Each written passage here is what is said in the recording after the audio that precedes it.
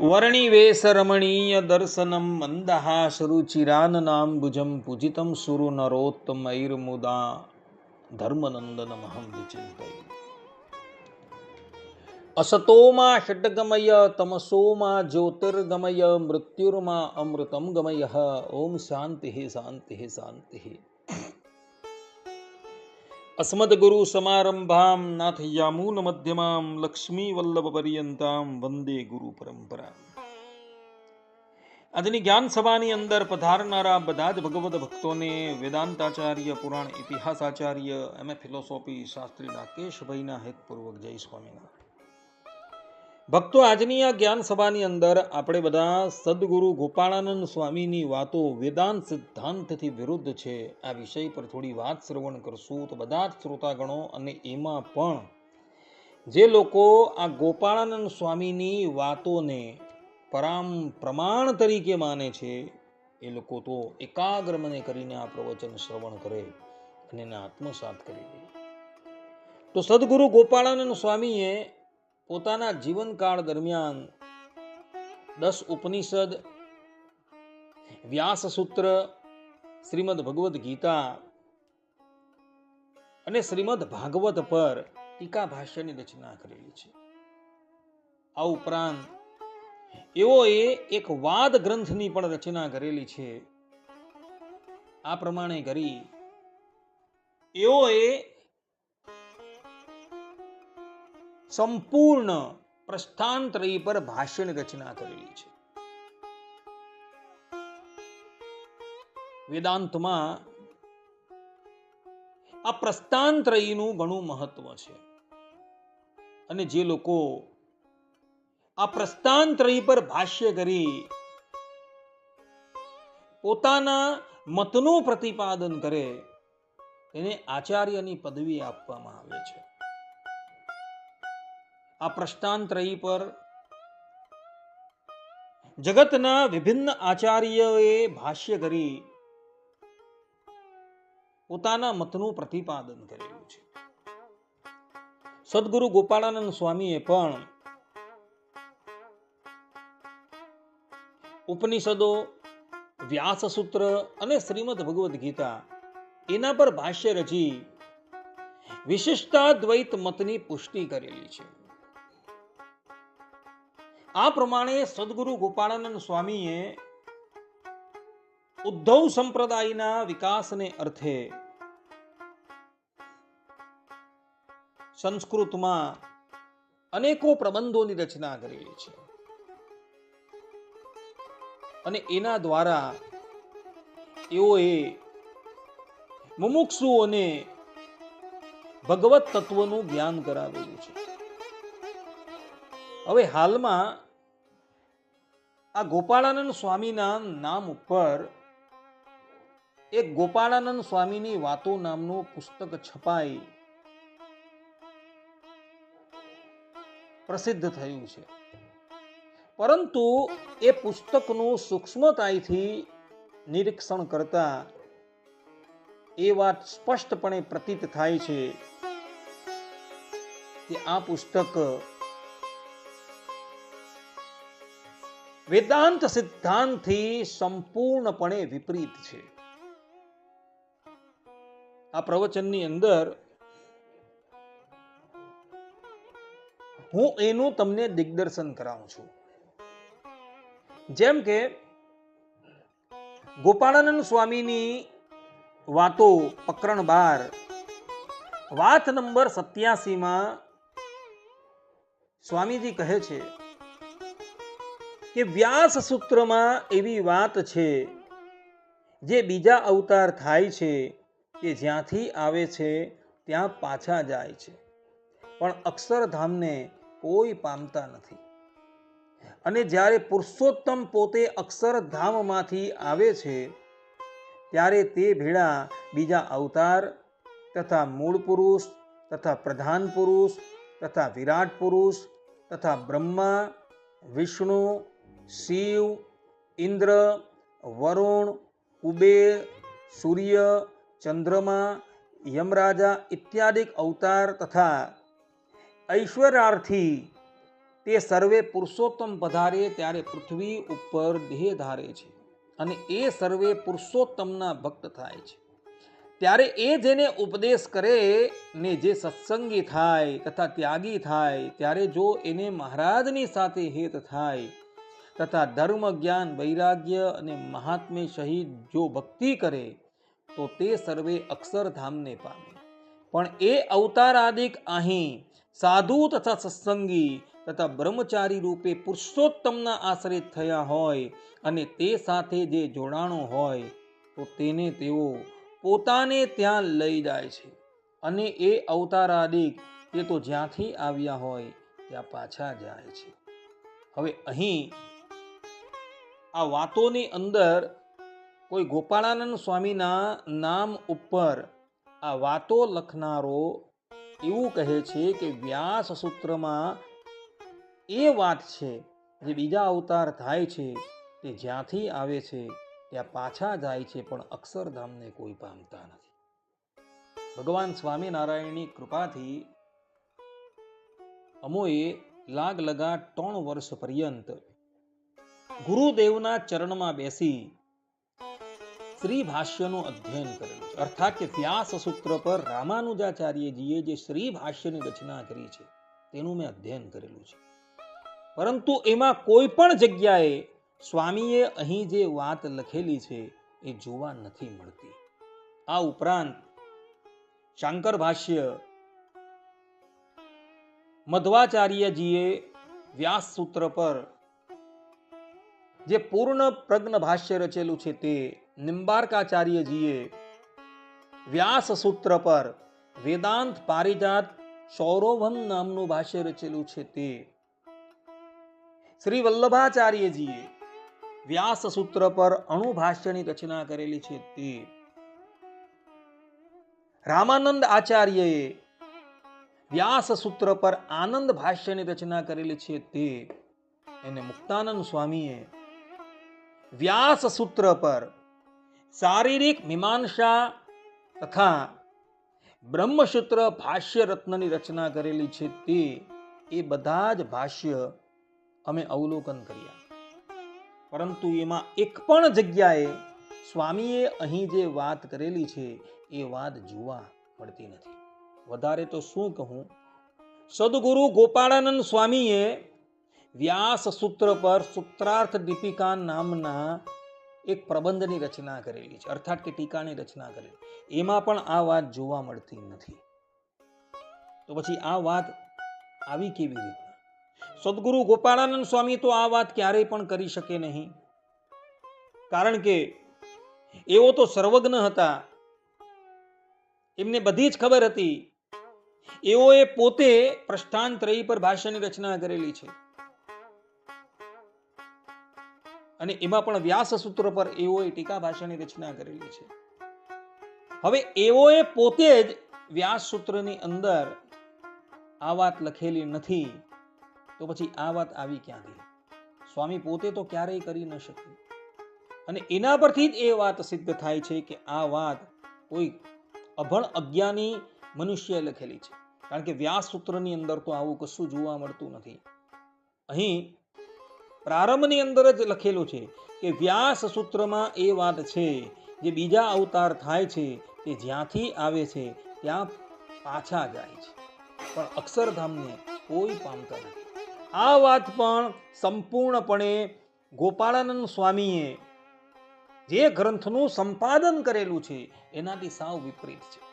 સદગુરુ ગોપાળાનંદ સ્વામીએ, મુક્તાનંદ સ્વામીએ, નિત્યાનંદ સ્વામીએ અને સુકાનંદ સ્વામીએ વચનામૃતનું સંપાદન કરેલું છે. અને એમાં મધ્યના 13મા વચનામૃતમાં ભગવાન સ્વામિનારાયણના વચનોનો ઉલ્લેખ કરતા સ્વામીજી લખે છે કે અક્ષરાતીત જે પુરુષોત્તમ ભગવાન છે તે જ સર્વે અવતારનું કારણ છે અને સર્વે અવતાર પુરુષોત્તમમાંથી પ્રગટ થાય છે અને પાછા પુરુષોત્તમને વિશે લીન થઈ જાય છે. હવે અહીં સ્વામીજીએ સ્પષ્ટ રૂપે એવું લખેલું છે કે બધા જ અવતારો અક્ષરધામસ્થ મૂળ રૂપમાંથી પ્રગટ થાય છે અને પાછા એ જ મૂળ રૂપની અંદર લીન થઈ જાય છે. અને અહીં તો એવું કહેવાયું છે કે બીજા અવતાર થાય છે તે જ્યાંથી આવે છે ત્યાં પાછા જાય છે, પણ અક્ષરધામને કોઈ પામતા નથી. હવે આ વાત વચનામૃતથી કેટલી ભિન્ન દેખાય છે. કારણ કે વચનામૃતનું સંપાદન કરનારા ગોપાળાનંદ સ્વામીએ જ વચનામૃતની અંદર એવું લખેલું છે કે બધા જ અવતારો અક્ષરધામસ્થ મૂળ સ્વરૂપમાંથી પ્રગટ થાય છે અને મૂળ સ્વરૂપમાં જ લીન થઈ જાય છે. ને અહીં એવું લખેલું છે કે બીજા અવતારો થાય છે તે જ્યાંથી આવે છે ત્યાં પાછા જાય છે, પણ અક્ષરધામને કોઈ પામતું નથી. માટે ભક્તો, ગોપાળાનંદ સ્વામીની આ વાત એમના જ સંપાદિત કરેલા વચનામૃતથી સંપૂર્ણપણે વિપરીત છે. માટે માનવા યોગ્ય ક્યારેય પણ રહેતી જ નથી. તે જ પ્રમાણે 12મા પ્રકરણની 134મી વાતમાં તો સ્વામીએ હદ કરી નાખી. ત્યાં સ્વામી કહે છે કે જીવન મુક્ત, વિદેહી મુક્ત ને કૈવલ્ય મુક્ત એ સર્વે મુક્તના ભેદ કહ્યા છે. તે મધ્યે એક કૈવલ્ય મુક્તની સ્થિતિને કહીએ છીએ, જે જેમ પૃથ્વી જળમાં રહી છે ને બહાર જણાય છે તો પણ જળમાં જ છે, તેમ કૈવલ્ય મુક્ત તો સદા પરમેશ્વરમાં જ રહે છે. એ શ્રુતિમાં કહ્યું જે છે અક્ષરમસ્ય શરીરમ. હવે અહીં તો સદગુરુ ગોપાળાનંદ સ્વામી જીવન મુક્તિની વાત કરતા જોવા મળે છે, અર્થાત કે જીવન મુક્તિનું સમર્થન કરતા જોવા મળે છે. જ્યારે વિશિષ્ટાદ્વૈતીઓ જીવન મુક્તિનો હંમેશા વિરોધ કરતા જોવા મળે છે. રામાનુજાચાર્યજીએ વ્યાસ સૂત્ર પર શ્રી ભાષ્યની રચના કરેલી છે. સદગુરુ મુક્તાનંદ સ્વામીએ પણ વ્યાસ સૂત્ર પર બ્રહ્મ મીમાંસા તથા બ્રહ્મસૂત્ર ભાષ્ય રત્ન આ બે ટીકાની રચના કરેલી છે. અને એ ટીકામાં એઓએ જીવન મુક્તિનો પરિપૂર્ણ વિરોધ કરેલો છે. એનું કારણ કે એ લોકો વિશિષ્ટાદ્વૈત મતનું સમર્થન કરે છે. વધારે તો શું કહેવું, સદગુરુ ગોપાળાનંદ સ્વામીએ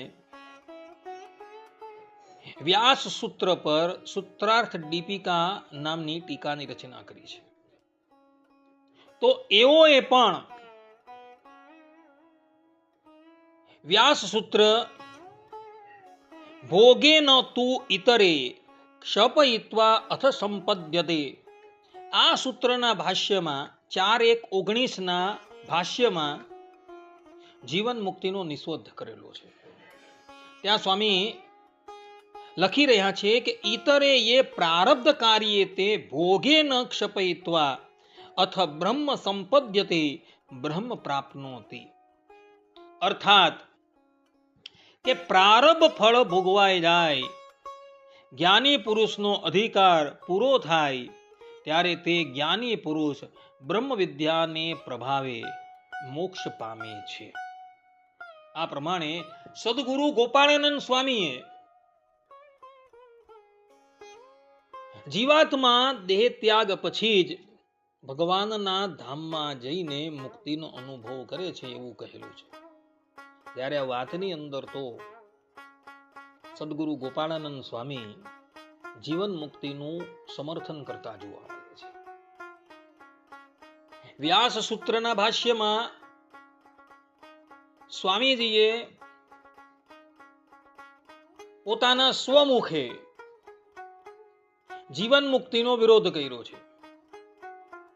અને અહીં આ વાતોની અંદર એવો જીવન મુક્તિનું સમર્થન કરતા જોવા મળે છે. આ તો વ્યાઘાત દોષથી દૂષિત થઈ જાય છે. અને એના પરથી જ એ વાત સ્પષ્ટ થાય છે કે સ્વામી જેઓ સર્વજ્ઞ હતા એવો ક્યારેય પણ આવી બે તરફી વાત ન કરે. બ્રહ્મસૂત્રમાં એઓએ જીવન મુક્તિનો નિષેધ કર્યો અને અહીં વાતુમાં જીવન મુક્તિનું સમર્થન કરે એવી બે વાત ગોપાળાનંદ સ્વામી તો ક્યારેય કરી જ ન શકે. અને એના પરથી જ એ વાત સ્પષ્ટ થાય છે કે આ વાત કોઈક અભણ અજ્ઞાનીએ કરેલી જોવા મળે છે. કારણ કે સ્વામી જેવા સર્વજ્ઞ વ્યક્તિ આ વાત ક્યારેય પણ કરી જ ન શકે. આવી જ ભૂલ ભરેલી વાત 150મી વાતમાં પણ જોવા મળે છે. ત્યાં પણ વેદાંતની સૌથી મોટી ભૂલ છે. ત્યાં સ્વામી કહે છે, અને મુક્તની તારતમ્યતાના ભેદ કહ્યા છે. જે અનંત કોટી વૈરાજ પુરુષનું તેજ ભેળું કરીએ ત્યારે મહાવિષ્ણુના એક રોમના કોટીમાં ભાગની બરોબર થાય. અને એવા અનંત કોટી મહાવિષ્ણુનું તેજ ભેગું કરીએ તે મહાપુરુષના એક રોમના કોટીમાં ભાગમાં લીન થઈ જાય. અને એવા અનંત કોટી મહાપુરુષનું તેજ ભેગું કરીએ તે અક્ષરના જે સાધારણ મુક્ત તેના એક રોમના કોટીમાં ભાગમાં લીન થઈ જાય.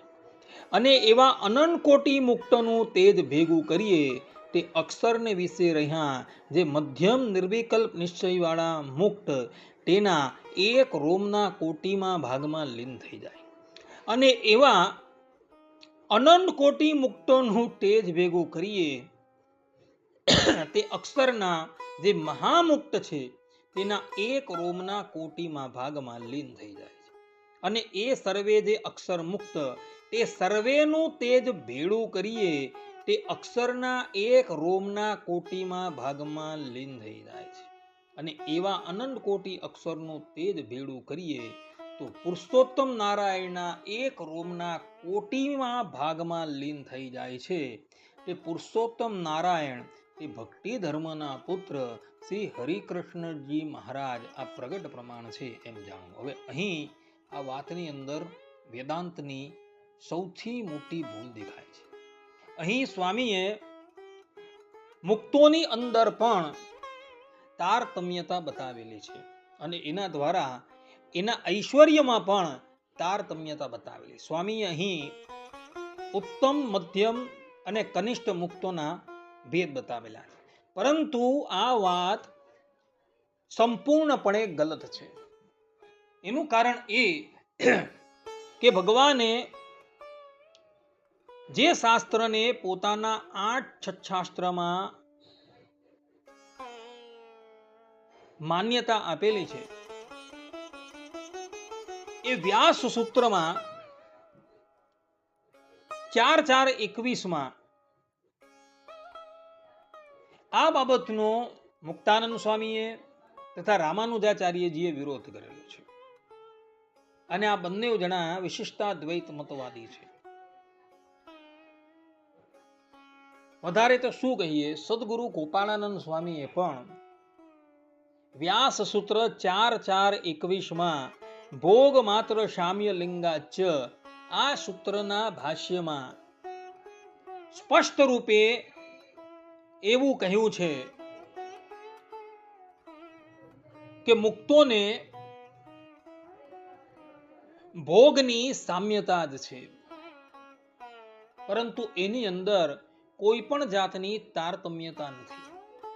સ્વામી સૂત્રના ભાષ્યની અંદર લખી રહ્યા છે કે સો સ્નુતે સર્વાન કામાન સહ બ્રહ્મણા વિપશ્યતે ઇતિ શ્રૂયમાણોદ ભોગ માત્રતઃ શામ્ય લિંગાન્ન જગત વ્યાપારો મુક્તશ્ચેત્યવગમ્યતે.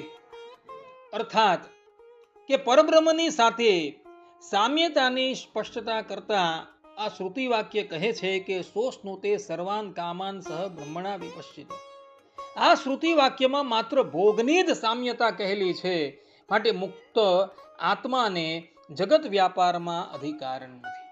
જગત વ્યાપાર સિવાય બધા જ મુક્તોને ભગવાન શ્રી હરિ એક સરખું જ સામર્થ્ય આપે છે. અને એ સામર્થ્યને લઈને બધા જ મુક્તોના શરીરમાંથી કોટી કોટી સૂર્ય ચંદ્રમા ના પ્રકાશ જેવું તેજ નીકળે છે. પરંતુ અહીં તો સ્વામી એવું કહી રહ્યા છે કે ઉત્તમ, મધ્યમ અને કનિષ્ઠ એ મુક્તોના ભેદ છે અને એમના શરીરમાંથી પણ ભિન્ન ભિન્ન પ્રકારનું તેજ નીકળે છે. સાધારણ મુક્તો છે એના શરીરમાંથી તેજ નીકળે છે એ મધ્યમ મુક્તોના તેજ કરતા ન્યૂન છે અને મધ્યમ મુક્તોના શરીરમાંથી તેજ નીકળે છે એ ઉત્તમ મુક્તોના શરીરમાંથી નીકળતા તેજ કરતા કનિષ્ઠ છે. પરંતુ અહીં સ્વામી તો પોતે પોતાના સ્વમુખે ભોગ માત્ર સામ્ય લિંગાચ આ પ્રમાણે કહી દરેક મુક્તોને ભગવાન શ્રી હરિ એક સમાન ઐશ્વર્ય આપે છે એવું કહી રહ્યા છે. આ વાતનું સમર્થન ભગવાન સ્વામિનારાયણે પણ સત્સંગી જીવનના તૃતીય પ્રકરણના 41મા અધ્યાયના 47મા શ્લોકમાં કરેલું છે. ત્યાં ભગવાન સ્વામિનારાયણ કહે છે કે અસ્તિચ એકૈક રોમણો અપી તેસામ તેજો અર્ક કોટીવટ, અર્થાત કે વળી અક્ષર બ્રહ્મપુરમાં રહેલા મુક્તોના એક એક રોમકૂપમાંથી નીકળતું તેજ કોટી સૂર્ય મંડળને પણ અતિક્રમ કરે છે. આ પ્રમાણે કહી ભગવાન સ્વામિનારાયણ અહીં એવું કહી રહ્યા છે કે અક્ષરધામમાં જે અનંત કોટી મુક્તો છે એ મુક્તોના શરીરમાંથી જે તેજ નીકળે છે એ કોટી કોટી સૂર્ય અને ચંદ્રના તેજને પણ અતિક્રમણ કરી જાય છે. એટલે બધા જ મુક્તોના શરીરમાંથી એક સરખું તેજ નીકળે છે એવું ભગવાન સ્વામિનારાયણ કહી રહ્યા. અહીં ભગવાન સ્વામિનારાયણે એવું નથી કીધું કે આ મુક્તમાં તેજ વધુ છે, આની અંદર ઓછું છે અને આમાં મધ્યમ છે, એવું કીધું જ નથી. પરંતુ અક્ષરધામની અંદર જે મુક્તો રહેલા છે એ મુક્તોના શરીરમાંથી કોટી કોટી સૂર્ય ચંદ્રમાં જેવું તેજ નીકળી રહ્યું છે એવું અહીં ભગવાન કહી રહ્યા છે. જ્યારે આ સ્વામીની વાતોની અંદર તો કઈ જુદું જ લખેલું છે. જે ભગવાન સ્વામિનારાયણના વચનથી અને ખુદ સદગુરુ ગોપાળાનંદ સ્વામીએ એ વ્યાસ સૂત્ર પર સૂત્રાર્થ દીપિકા નામની ટીકા લખી છે અને એમાં પણ 4:4:21 ભોગ માત્ર સામ્ય લિંગાચ આ સૂત્રની ટીકાથી સંપૂર્ણપણે વિરુદ્ધતા બતાવે છે. માટે સ્વામી જેવા મહાસમર્થ પુરુષ એક બાજુ કંઈક બીજી વાત કરે અને બીજી બાજુ કંઈક બીજી વાત કરે એવું બની શકે જ નહીં. એટલે આ વાત જે છે એ પણ વેદાંત સિદ્ધાંતથી સંપૂર્ણપણે વિપરીત છે. માટે સહેજ પણ માનવા યોગ્ય રહેતી જ નથી. અમુક લોકો આ સ્વામીની વાતોને સાચી માનું ધાવણ કહે છે. તો બતાવો આ વેદાંત સિદ્ધાંતથી વિરુદ્ધ આ વાત સાચી માનું ધાવણ કહેવાય કે પછી આટલું કહીને હું મારા